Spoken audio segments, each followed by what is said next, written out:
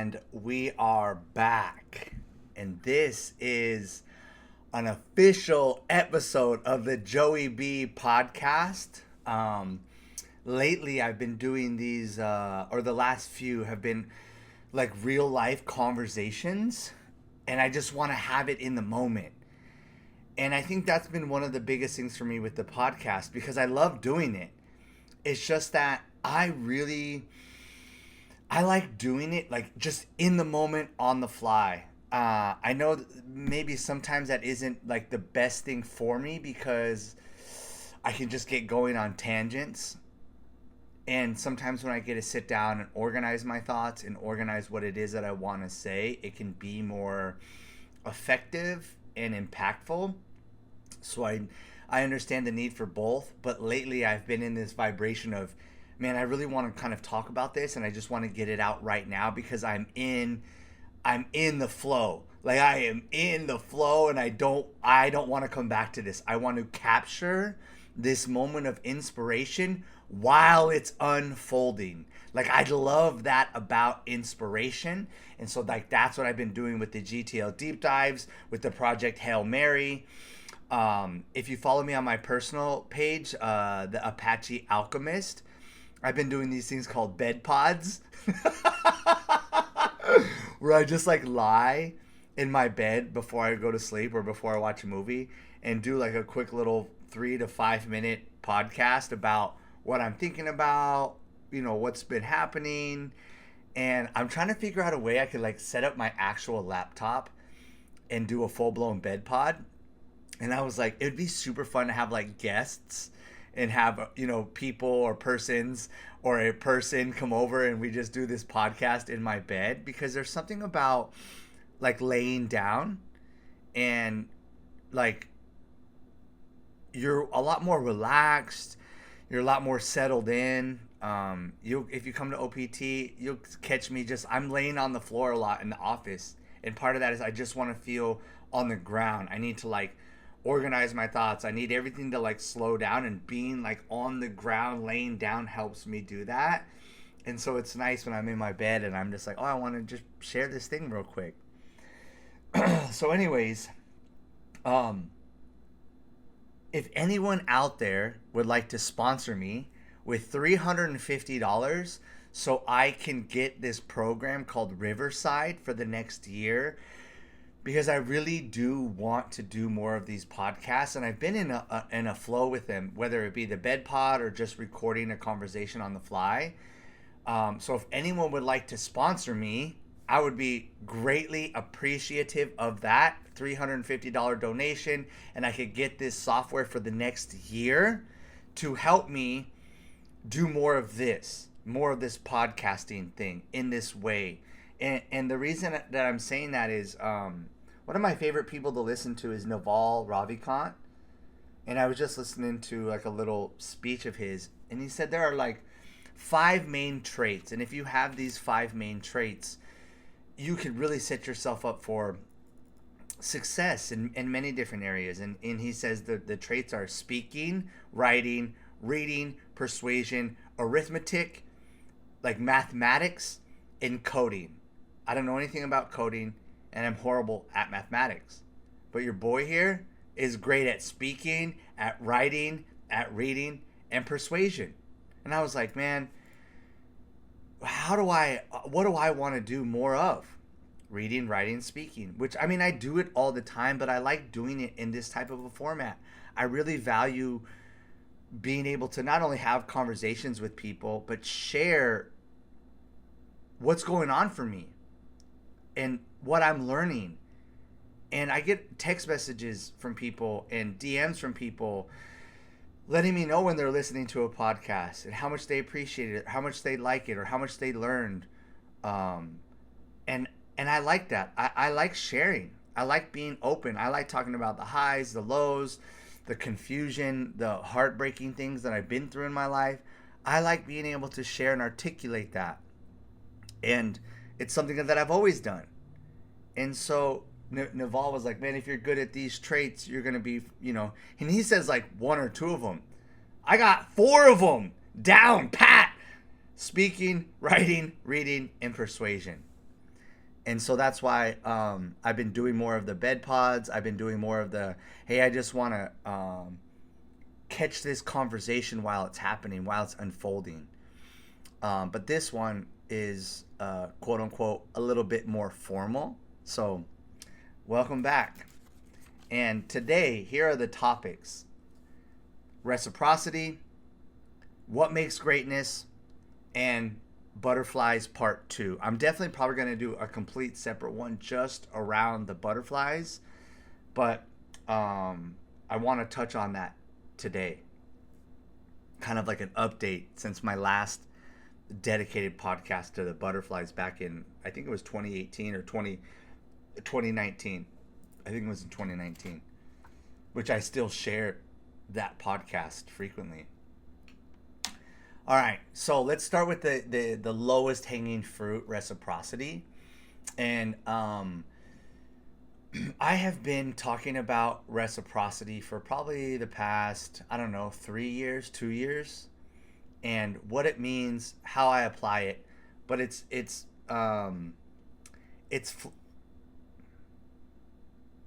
becoming more and more apparent the more that I practice, the more that I deepen my relationship to reciprocity.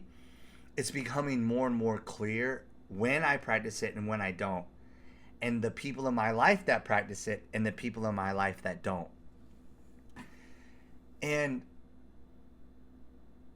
reciprocity is not only very hard to practice, it's very humbling when you do practice it, because you realize how many one-sided relationships or environments you're in, meaning you're a very selfish person, or you have a lot of selfish people in your life.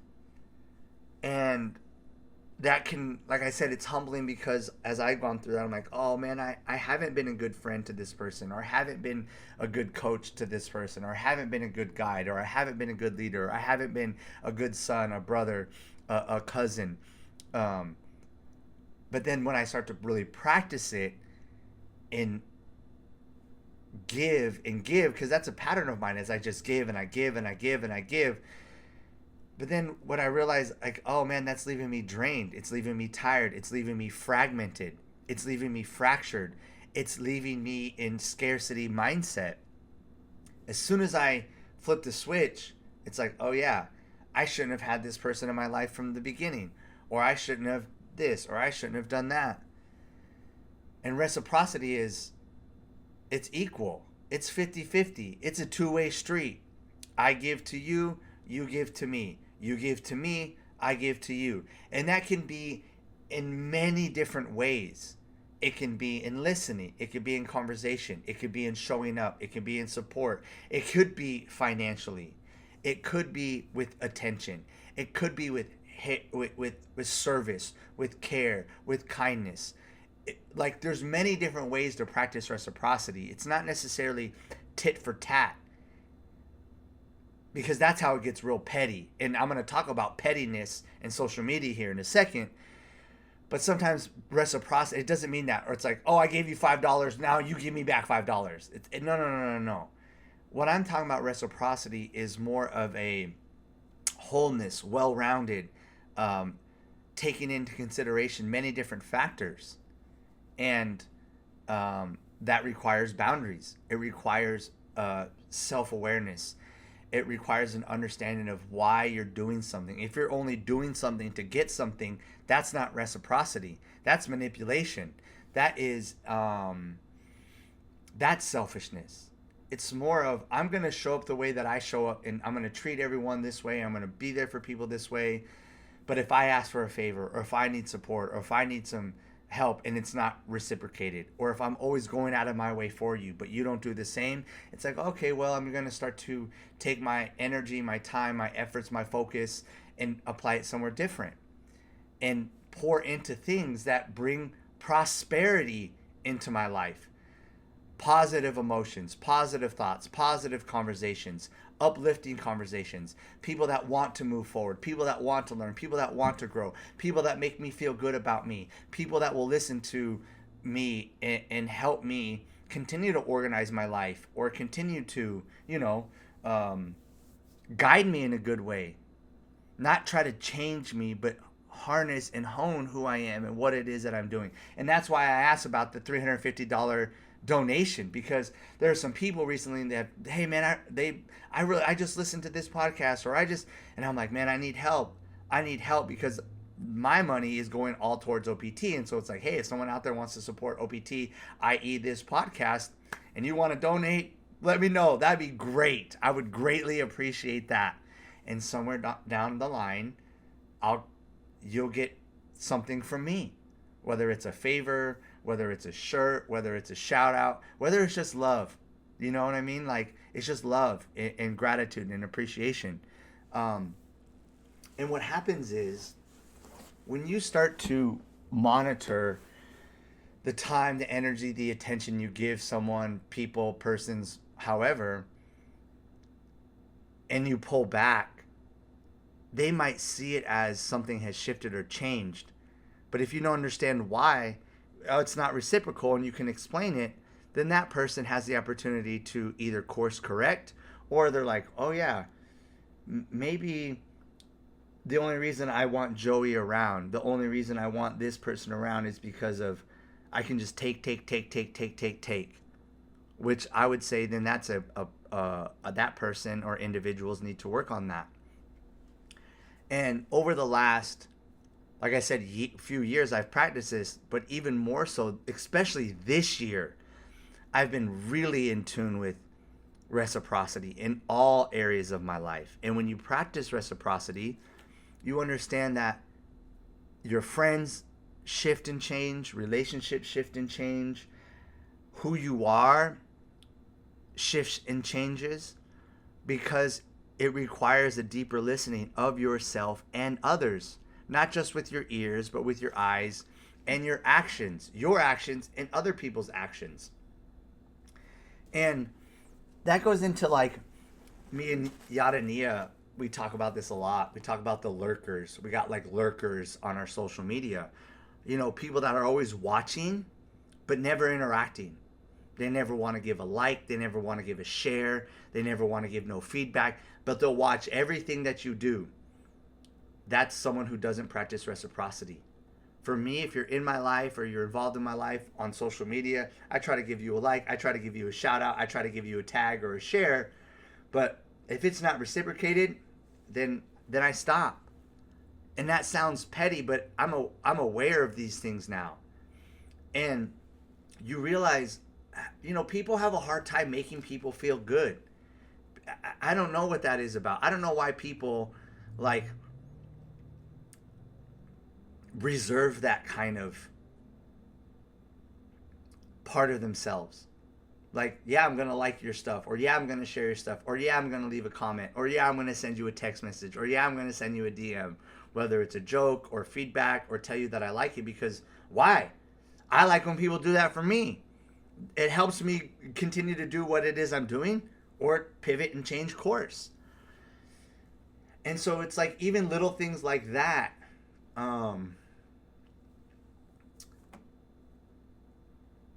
Those are ways that you can begin to self-monitor. And I think that's what's complicated about just social media in general, is because people have this weird thing with themselves and their ideas, and it's hard for people to just get out of their own way and give people love. Shout out Dustin right here. Dustin's one of the guys that, you know, is one of my bros. And he's always giving me love. He's always giving me a share or a like. I'm saying that because he's on the live right now. So shout out to my boy Dustin. And same thing. I give him love. I give him shares. I give him likes. But that's just, it's like a simple way to practice reciprocity right there. And I wrote this little note on my board right here called Grace Glasses. And there are some people recently that have fallen out of my life. And they were people that should have fallen out of my life sooner rather than later. But because I am trying to practice grace and compassion and forgiveness always, sometimes I hold on to people or situations longer than needed. And as soon as I let that either I change my environment or change the people I'm around, I take those grace glasses off and I'm like, man, if you really want to know how I feel about you, if you want me to really, see you for how you show up for me, I take those grace glasses off and then you see all those arrows that I was like, nah, man, that's who you really are. That's how you really show up. That's how you really communicate. That's your lack of integrity, or that's lack of character. You're not really a high character person. I was just trying to give you the benefit of the doubt. And now that the grace glasses are off, you don't get no benefit of the doubt. And we'll see how that sits with you now. So now you actually really see that I did care about you, or I was team you, or I did try to support you. I did try to show up for you. And now that I take those glasses off and the benefit of the doubt is ran out, oh, it's no wonder why you fell out of my life. I didn't cut you out of my life. I didn't kick you out of my life. I took the grace glasses off and the benefit of the doubt has now been removed. And now look what you're left with. And I talked to Yadani about this a lot when we're here. That's why it's so important that you have integrity. That's why it's so important that you show up consistently as a person. Because the more consistent you are as a person and you are who you say you are, it's easier to see distractions. It's easier to see dysfunction. It's easier for you to see if you're abiding by the same rules that you set out for your own self. And it makes those kinds of choices easier. And you can accept those things where it's like, damn, you know what? I probably shouldn't have drugged that person along trying to get them to evolve or grow or adapt or transform. It's like, man, they were just kind of dead weight. They were dead weight. And you'll know when you make those right choices because of how you feel. You'll feel more light. You'll have more breathing room. You'll feel more empowered. You'll feel more engaged. You'll feel more inspired. You won't feel worried or scared or paranoid because you see exactly what it is you need to see. But that only happens when you are who you say you are. Now that's taken me a long time to get to, because I used to be the person that if someone hurt my feelings or disrespected me or did things that I didn't really agree with, I'll just cut you out, which that has been a story of my life, but it was around I need to protect myself because, yeah, deep down, I was just hurt, or deep down, I just felt insecure, or deep down, I felt threatened, or deep down, I felt like exposed. But I don't have that anymore, and so those kinds of things don't necessarily happen anymore. Or if they do, I'm really aware of it, and then I can apologize. I can go and ask for forgiveness. I can go and clean that up. But the more consistent you are as a person, when you pull back, you see very clearly, I didn't change. I've been who I am the entire time. The difference is that the reciprocity shifted. And now you see who you are. And you see how much I did go above and beyond. You see how much grace I did give. You see how much benefit of the doubt that I did provide. You see how hard I did try to communicate. You do see how hard I did try to support or show love or whatever it might be. But I haven't changed. All I did was apply reciprocity. And because the reciprocity isn't reciprocated, you feel some type of way. Or you see it from one perspective when that's not. Because I'm doing this with every relationship in my life. And that can be uncomfortable for a lot of people, which is okay. And if you are who you say you are when you make those choices, then as those people fade away or have to get removed from your life or your environment, you can accept whatever comes after that. But that's hard because you realize maybe your life is propped up on false narratives. Maybe your life is propped up on your own self-delusion or self-denial. And it's easier to live in self-denial and self-delusion than it is to live in responsibility. And it takes effort to have genuine relationships or friendships or business partnerships, to be an amazing coach, a great trainer. It takes a lot of effort and a lot of consistency and a lot of integrity. So I if more people practice reciprocity, I believe the world would be a better place, and you couldn't change my mind about that.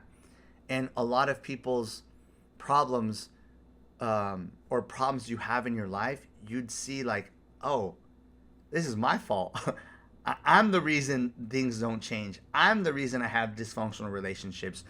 I'm the reason that there isn't cohesion in my life, because cohesion is rooted in reciprocity.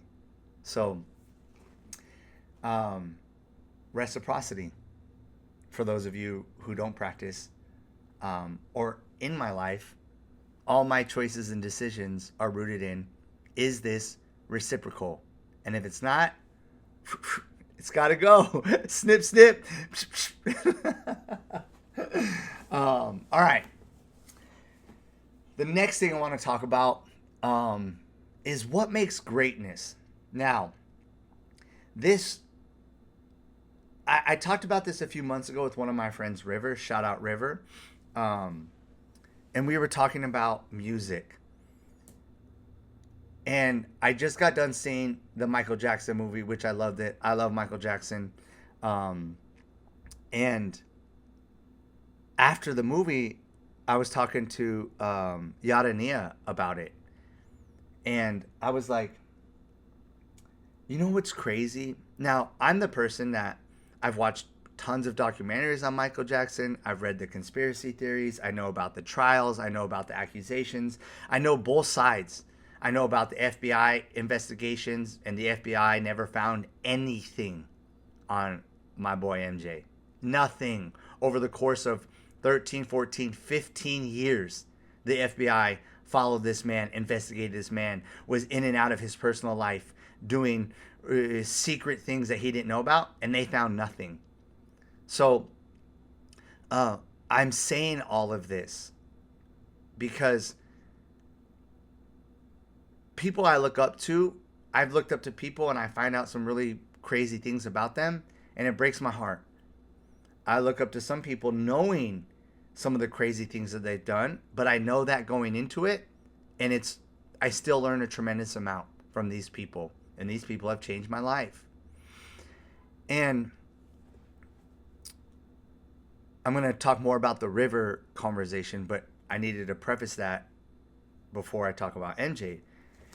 Because if you know about MJ and his life and his dad, and they did a little bit of it in the movie, but Michael Jackson's dad was an absolute menace. And the movie didn't really go too much into it. They kind of, they referred to it, but Michael and his brothers used to get their ass beat. I mean, beat. And Michael got beat and punished and tortured, and I'm not going to go to the ins and outs of the details of other people that did other things to him. I'm just referring to his dad in this particular instance. And after the movie, I was telling Ya, I said, you know what's crazy? And I think about this. It's like, why is trauma, why is some of these heartbreaking things, it's almost like a precursor or a prerequisite to greatness. And speak of the devil, what's up, y'all? Yeah, I just walked. I'm talking about MJ right now and the dad. Yes. So I told Ya, I said, what if Michael Jackson's dad didn't beat his ass in some of the other traumas that happened? Would we have still gotten Michael Jackson? People could say yes, but guess what? You can't say yes because there's only one Michael Jackson. 101, greatest artist of all time. And if his dad didn't do those things, or some of the other traumas that I'm not going to talk about here on this podcast, but you can go and read about it and learn about it. If Michael didn't go through all that, would he have been Michael Jackson? No, because he went through what he went through, and that's what made him Michael Jackson. And you go and you look at all the different great artists, musicians, writers, poets, athletes. 99% of them, I would say, maybe other than Tom Brady and maybe Michael Jordan, didn't go through some of the crazy traumas, but they're not MJ. You know what I'm saying? They're athletes. They're not MJ. But a lot of the greats of greats of greats, they had some type of crazy trauma. And I'm not advocating for what Joe Jackson did. But if you gave me, Joey Bellis, a choice, it was like, if you could go back and remove all of Michael Jackson's trauma, but then you couldn't have Michael Jackson, would you do it? And I told you, I said, selfishly, no, because I love his music. I love that I get to listen to it. And it, you know, my favorite Michael Jackson song ever is Man in the Mirror. I have a whole poem, and it's one of my favorite poems I've ever written, and one of my favorite poems I've ever performed was called Man in the Mirror, inspired by Michael Jackson's song Man in the Mirror. That I love that song. It's my favorite song. And it's like, well, if I could go back and remove Michael Jackson's trauma, but I don't get that song, would I remove the trauma? Selfishly, no. And that sounds selfish. I understand that sounds selfish. But I'm like, is that what it takes for people to be great? And I look at my life, in my trauma, and if you guys have listened to this podcast, if you guys have read any of my writings, if you guys have been through my Genesis, if you guys have ever been a part of the audience when I read one of my poems, then you realize that's what happened to me. I've had a lot of fucked up shit in my life. I had to deal with some more fucked up shit just recently, like within the last month, where I was like, Jesus Christ, another crazy fucking trauma that happens to me. And I now have the tools and the resources to alchemize it, learn from it, grow from it, feel it, and turn it into something great. And a lot of people can't speak on greatness because they got nothing in their life that's great. They're not great. They've never produced something that's great. They have no greatness in their life. But I have a lot of great things in my life.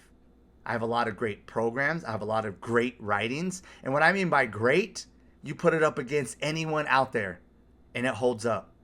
The teachings, the tools, the things that I stand on, the things that I believe in, the things that I share, great. You could take it to the motherfucking bank. I tell people in any of the worlds, whether it's workout, whether it's meditation, whether it's breathwork, whether it's Genesis, whether it's some of my spiritual practices, hey man, take this anywhere in the world. You take it to any teacher, coach, counselor, doctor, therapist, shaman. You take it to them and it's going to hold up.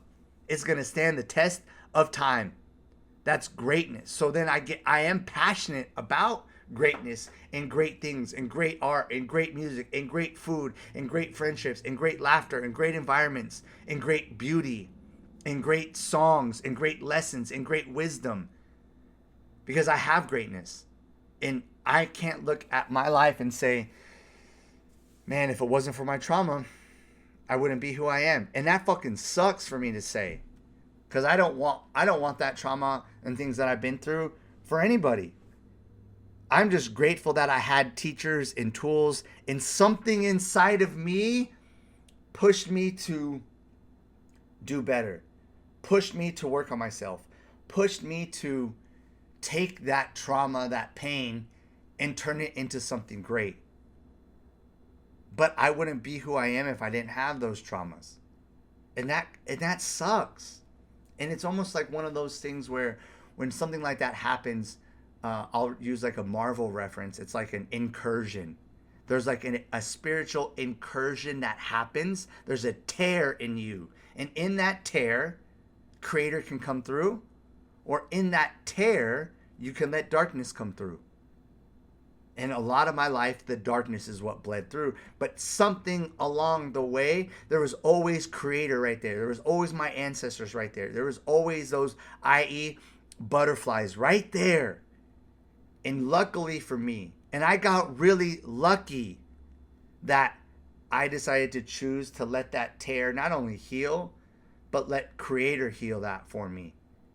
to let some of these teachers heal that for me, to help me. Ultimately, I have to choose to live my life a certain way and devote my life to the path I'm currently on. But that's what gives me my edge. That's what gives me my intensity. That's what gives me the depth at which I live, was my trauma. And so as much as people want to make Joe Jackson out to be a bad guy and he's a piece of shit and he's this and he's that, it's like, he gave us Michael Jackson. So it's like, was Joe Jackson a bad guy? If you want to look at it from a moral standpoint or what you think this, that, or whatever, yeah. But it's like, how many people out there beat their kids or a piece of shit fathers or moms or whatever? You ain't turned no Jackson 5. You didn't make no Michael Jackson. You just made another motherfucking piece of shit walking around in the earth, contributing nothing. At least we got MJ.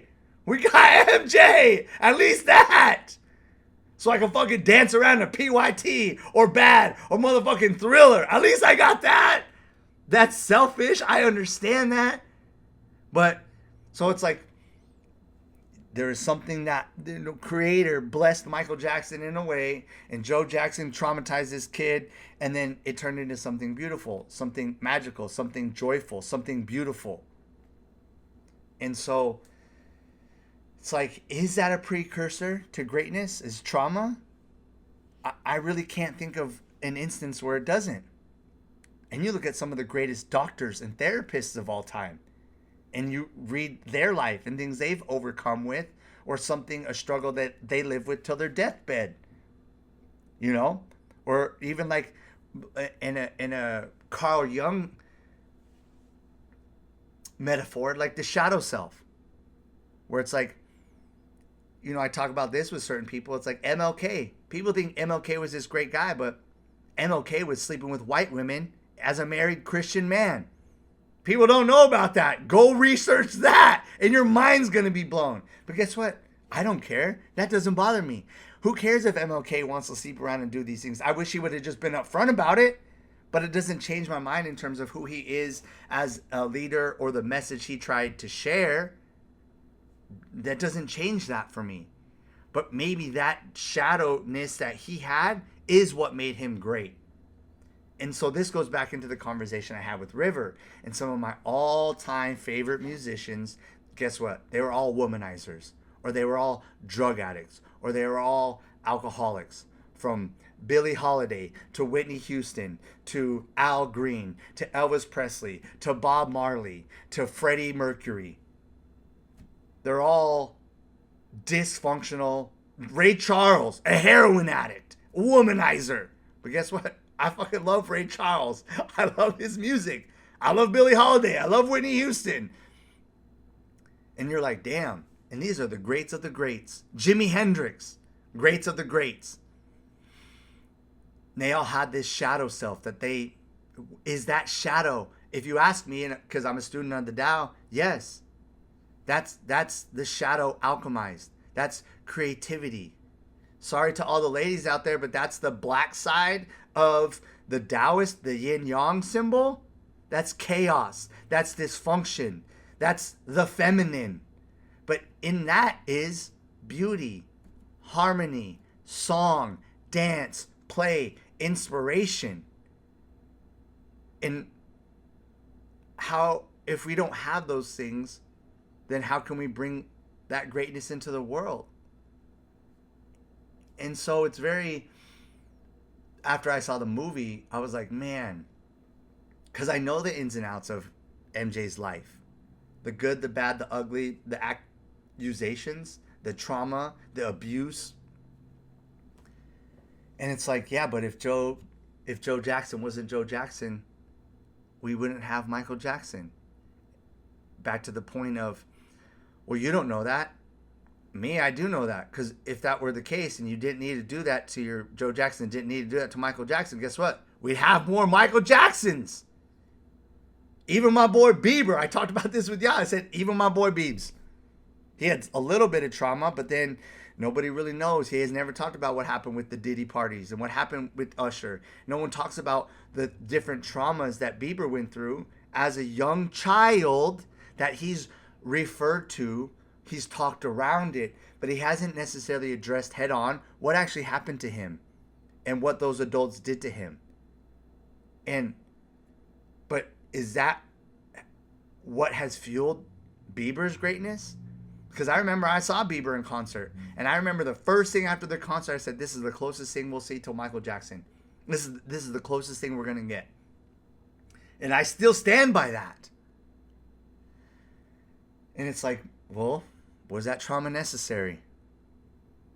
And I think that's what's a very fascinating philosophical discussion and question that we should all ask ourselves. And that's where I was going back and forth with my friend River. She was like, well, I don't think men need to be womanizers if they're going to be great singers. I said, name me a great singer that isn't a womanizer. I'll wait. And she was laughing and I was laughing. And I said, you can't, because of the people that we're talking about, the greats of the greats. They're all womanizers, alcoholics, drug addicts. You wouldn't classify them as great, quote unquote, men. But I'm not going to them for great men advice. I'm going to these guys for great music because I value music so much. And a part of it is like, yeah, I resonate myself with being in parts of my life a piece of shit man. I can resonate with that. I'm not that anymore, but that's where it's like I give these guys grace, compassion, and forgiveness. I'm not excusing things that they've done, but it's like I can't judge them. I don't know their life. But I'm grateful that their life existed, and I'm grateful that they put this beautiful music on earth for me to listen to, because I value music a ton. So it's just like one of those things, man. Is trauma a precursor to greatness? Now, there's other things that add to it, because you still got to work hard. You got to be disciplined. You got to be consistent. You got to put in the work. You got to evolve and grow, and you got to apply yourself. That's also the ingredients. But is trauma that main one? And some people have those traumas, and unfortunately they don't vibrate into greatness. They don't turn into, I work with a lot of people in and out of addiction, and I experience the same traumas that these people have. And I share with them that, and I connect with them on that. And I try to provide the tools that I've learned and I've been taught and I apply to try to help them transform their life. And greatness, by the way, doesn't mean popularity. Greatness doesn't mean fame. Greatness doesn't mean riches. Greatness means who you are as a person and what you contribute to your life. It could be your family life. It could be your work life. It could be your business life. It could be your relationship life as a husband, as a dad, as a father, as a son, as a mother, as a daughter, as a cousin, as an auntie. Again, there's many different ways that you can be great.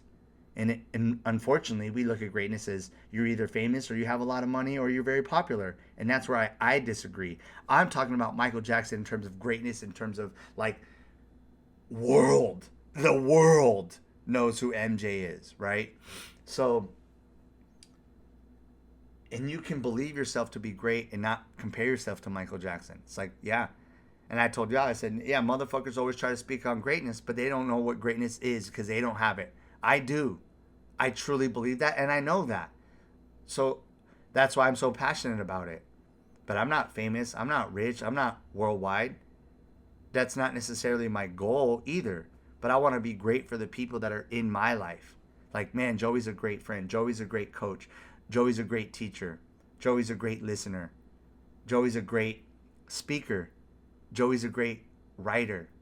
Joey's a great inspiration.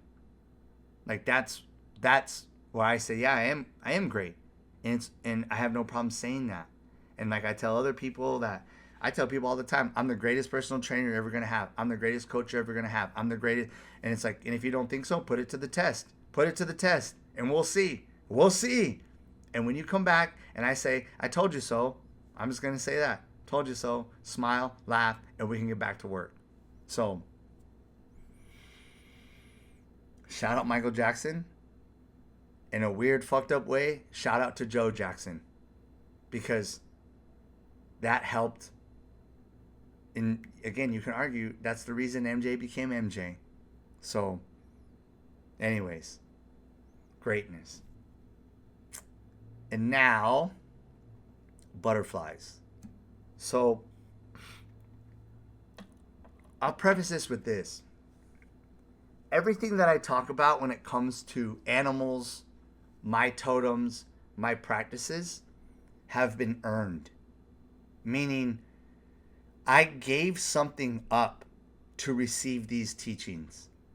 I gave something up and made the necessary sacrifices to earn this wisdom. Not knowledge. Knowledge and wisdom are not the same things. Knowledge is knowing, wisdom is doing. So I'm sharing wisdom from things that I've done, not things that I've read about, not things that I like, things that I've actually done. And if you go back and you listen to that first butterfly podcast, I shared the butterflies came to me on my vision quest. Real quick, for those of you who don't know what a vision quest is, or amblecha, meaning crying for a vision, is depending on the tradition. The way that I came into it was 4 days out in the desert, no food, just water. You're by yourself. Guys cannot have a sleeping bag, so I slept in a sleeping bag on the desert dirt floor by myself, away from everybody. There's not a human being in sight. That's what Vision Quest or Amblecha is. Again, it changes depending on the teacher and the tradition, but it's usually the 4 days, 3 nights, fasting. Sometimes it's no water or no food. I was able to have water on mine. And that's how I, quote unquote, invited the butterfly into my life. But then after that, in 2019, I did a 9-day water fast to solidify my relationship with the butterfly. I gave something up because I wanted a new life. And, that's a whole thing around caterpillars and stuff like that. But what I tell people now, I just did this meditation on Easter. And I tell people now is like, to study the life of a butterfly is to study the life of Jesus. And people will say that's outlandish. And I tell them it's because you don't know. Not only do you not know the butterfly, but you don't actually know who Jesus is or was or what he stood for. And I'm not talking about the man, because who knows if Jesus was an actual man. I'm just saying the lessons, the Christ consciousness, the spirit of Christ. That's what I'm talking about. And I have a different podcast talking about that. If you want that, I'll send it to you in private. That I had a conversation with a lady that reached out, and we had a beautiful conversation around it. And so I'm saying this because these things are very meaningful to me. The spider, the mantis, the caterpillar, the butterfly, the frog, the lotus, the palo santo, the creosote, the ohe, the arnica, the chondorloma, the ayahuasca, the peyote, the mushrooms, the San Pedro. All of the things that I talk about and share, I've done, whether it's fasting, living in isolation, celibacy, rearranging my diet, rearranging what I listen to, rearranging what I watch, removing people. I've made a tremendous amount of sacrifices to allow these things to change my life. The snake, the hummingbird, the horse. These are all things that it's not like, oh, I like it. Oh, it's an angel number, 777. It's like, yeah, but have you ever even done a 7-day water fast? So how do you even know what the number 7 means? You don't, which is why you sound confused, which is why you're all fucking whimsical. Whimsy equals flimsy. And I'm saying that because if certain things mean something to you, then deepen your relationship with it. Give something up, do something hard, and invite that teacher into your life. And it's like, I could just give lessons on lessons on lessons about what the butterfly teaches me, what the caterpillar teaches me. And ultimately, it's around transformation. To say it in layman's term, stop being a shithead. Get your fucking life together. That's what it means. Focus. Devote your life to something. Like one of the things I thought about after that meditation class is, I work with a lot of different types of people. And some of the people that irritate me most are quote unquote spiritual people. And how sensitive they are. And, oh, I'm so sensitive, or this triggers me, or I'm like, I know you don't work with the butterfly, because guess what? You see a butterfly flying down the middle of the freeway. The butterfly's like, I'm not going. There's cars there. I can't fly there. There's cars. A butterfly is going to fly anywhere it needs to fly to get its message across. It doesn't say, well, I'm a butterfly. I can only float when there's flowers or there's trees or there's a nice lake. I can only float when it's nice outside. The butterfly flies wherever it needs to go, period. That's a warrior to me. I got this art piece I did. It was like a butterfly kachina warrior, because that's what it is. Is a butterfly sensitive? Yes. Is it tender? Yes. Is it soft? Yes. But it will go wherever it needs to go, and it doesn't change. So if there's a car flying down the freeway or the middle of the street at 80 miles an hour and it might get hit and die, guess what? The butterfly is going to go. And I think that's one of the most beautiful things about butterflies. It's one of the most softest insects on planet Earth, and it goes where it needs to go. And ultimately, it's around transformation. And if you're someone that sees a lot of butterflies and there's a lot of butterflies in your life, one, it's like, okay, well, are you listening to what Creator's trying to tell you? Are you listening to what the butterfly is saying to you? Or is it just, it's nice to look at? Oh, it means something. It's like, well, what does it mean to you? How do you know? I know these things because I've fasted many times for it. I've gone out to the desert and lived in isolation, in the jungle in isolation, and all these different things. And the butterfly continuously teaches me. But that space inside of myself I've created to listen. Things I've given up, sacrifices I've made to make sure I'm listening accordingly, properly. I have fine-tuned myself. And that's hard work. To practice the butterfly medicine is hard work. It's not whimsy. And that's why a lot of people miss the butterfly teachings. It's like, man, cool, you like butterflies, but you can't tell me shit about a butterfly because you don't really know anything about it other than you like looking at it. Which is fine. That's okay. I love butterflies and I love when people love butterflies. But if you want it to change your life, then there are different things that you have to embody and begin to practice. So you are that warrior, going anywhere that you need to go. And part of that is a process of death, a process of rebirth, and asking yourself, where in my life am I being a caterpillar? Where in my life do I have caterpillars all around? And I said the only people that don't like butterflies are caterpillars. So when I'm transforming and I'm flying away and I'm practicing reciprocity, you know who gets butthurt? You know who doesn't like it? You know who feels some type of way about it? Are motherfucking caterpillars. It's like, hey, you can either transform with me, and here's the tools, and here's the playbook, or you can just fucking move along. And that's the truth. Most caterpillars don't make it to the chrysalis, and when they're inside of the chrysalis, they never make it out. Not every caterpillar turns into a butterfly. That's fact. And that's life. Hey, not everyone's going to be great. Not everyone's going to transform. Not everyone wants the best for you. Not everyone's going to practice reciprocity. Not everyone's going to like seeing you shine. Not everyone's going to like you for your talents and your gifts and the things that you're here to share and bring into the world. They might say they do. They might say that. But back to the beginning conversation, when you live in integrity and you are who you say you are, here comes all the caterpillars. Here comes all the flies. Here comes all the mosquitoes. Let me go in my chrysalis. Let me be my introvert self, which is why I'm such an introvert. And sometimes I pop off and I fly out for a little bit and I'm going back into hibernation. But then you see, oh yeah, these people really want what's best for me. These people are really going to listen to me. And then you ask yourself, again, if you listen to that podcast, I know when I'm in the right position. I know when I'm headed down the right path.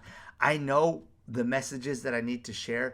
I know when I'm in the right way, because then there's always butterflies that show up.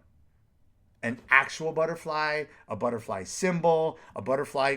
There was butterflies in the Michael Jackson movie. And when he was in the hospital, it was one of the moments I cried. I was like, I'm exactly where I need to be. This message that's in the movie, you motherfuckers think it's to Michael Jackson. This man is talking to me right now. And that I continue to share joy and love and wonderful. I continue to heal. I continue to get up and try to connect people. But the way I do it is different than other people. And guess what? It took me a long time to accept that and accept who I am and accept the intensity at which I live and accept the language that I use or the thoughts that I have or my playfulness or my flirtatious nature or my intensity of like, hey man, don't fuck around. It's taken me a long time to accept that. And now that I have, I'm not letting caterpillars try to fucking change me. I will listen, but then I'll ask, is that coming from a place of integrity or is that coming from an opinion that you don't live? If it's coming from an opinion that you don't live and you don't know me and you don't want to listen to me and you don't want to hear what I got to say, move along, caterpillar. Move along, caterpillar. And there are times in my life, just like in Alice in Wonderland, I am that angry, grumpy caterpillar sitting atop of my mushroom, smoking my motherfucking tobacco, blow it in your face and saying, who are you? Who are you? Move along, Alice. Move along, lady. Don't come in here with your bullshit, Alice. Get your fucking life together, Alice. Go defeat the Red Queen, Alice. Get out of here with the nonsense, Alice. You're confused, Alice. You're delusional, Alice. You need to grow up, Alice. Get out of here with your bullshit, lady. I got other things I need to do. I'm a caterpillar. So there are times where you're going to be a caterpillar. And when you recognize that, that's the time of learning. It's the time of growth. And then you go into your chrysalis and you come out a butterfly and it continues to repeat yourself. That's also called karma. It's also called reincarnation. It's also called death and a rebirth. That's how it goes. It's happening all the time, everywhere. Which, by the way, everyone should watch that movie, Everything, Everywhere, All at Once. It's one of the greatest movies ever. It's all about the Tao. It's all about karma. It's all about reincarnation, i.e., it's all about the butterfly. And so if butterflies do hit you and they're resonating with you and they're in your radar, you can't just say, oh, it's teaching me about transformation. It's like, well, how do you know that, though? How do you know you're not on the wrong path and the butterfly's trying to tell you, hey, bitch, you better pay attention because you are off path. How do you know that? I know that I'm on the right path because when the butterfly came into my life, I was asking for a sign. I was asking for the prayers, and then I made the necessary sacrifices. And I continue to make those necessary sacrifices to make sure that I'm on the right path. But like I said, I earned that. And I don't mean earn it, you have to be worthy, because we're all worthy of these things.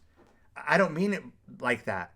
I mean it, are you going to give up certain things to bring in other more beautiful things? And so that's why there's certain animals or totems that don't resonate with me. Why? Because I haven't done anything to earn that. I haven't done anything to invite that into my life. So I can't just sit there and say, what's an animal that I'm like a wolf. Oh, I want the wolf. I want the wolf totem. I want the wolf wisdom. Oh, the wolves. I really love wolves. Wolves are my teachers. I can't just say that. I never done nothing to get invited or initiated into the wolf path. I know some wolves out there. I know some real life wolves, and they've done the necessary steps. I haven't, so I can't claim those things. And I think that's why people get really confused when it comes to quote unquote spirituality, because they make things because it makes them feel good, or they like looking at it, or they read it in some book or some tarot deck or some person hear about it. Oh yeah. It's like, yeah, but how do you know if that's real? How do you know if that's for you or not? How do you know? You don't. And that's why, if you're around me long enough and I'm like, man, why always get all these weird animals, man? I got a fucking spider. I got a fucking mantis. I got a snake. Why can't I get something cool? I got a motherfucking frog. Why can't I get a marlin? Why can't I get a great white shark? Why do I got to get this frog right here? But guess what? I fucking love the frog now. OPT Frog Force, baby. I don't like lotuses because I like lotuses. I like lotuses because I moved to the fucking jungle, opened up a dieta, and brought that into my life. And it's like, damn, dude, I've been the lotus. I've been the lotus my whole life because your boy likes to get muddy. So does a frog, baby. So it's like, oh yeah, the frog and the lotus. God damn it, that's me. But I've done the necessary work to invite those things into my life. And I have a long life ahead of me. And I'm going to bring in other different animals and totems, into my life. And yeah, I think that if the butterfly is on you and you resonate with butterfly, then see what you can do to make those sacrifices. See what you can do to invite that into your life. And then you really have power. And I don't mean power is to control. I mean power is you become a force to be reckoned with. And that's, I think, a part of my intensity where it's like, yeah, man, I'm a force to be reckoned with. Period. And that's the butterfly. Now I'm working on my softness. I'm working on trying to be more light footed. But there's only so much that I can do because in my nature, there is an intensity to me. I'm Apache, baby. I'm Aztec, baby. I'm Peruvian, baby. I'm El Salvadorian, baby. Like, there's only so much softness that's in my DNA. I have a whole freaking story I've never even talked about where I was in Japan and we got to put on these samurai outfits. We went to the store and you got to put on a samurai outfits and you get to pick what. There was like 13 different ones that you could pick, and I picked one, and then the lady was telling each person which one that they picked, and the symbol that was on my samurai was a butterfly. And my friends that I were with looked at me like, no fucking way. My head exploded. I'm like, what are the fucking chances that of all these samurai outfits, I picked the butterfly one? This is fucking crazy because this was post Vision Quest. This was post my 9-day fast. These people knew what the butterfly meant to me. And I picked the butterfly samurai outfit. Oh my God, what the fuck?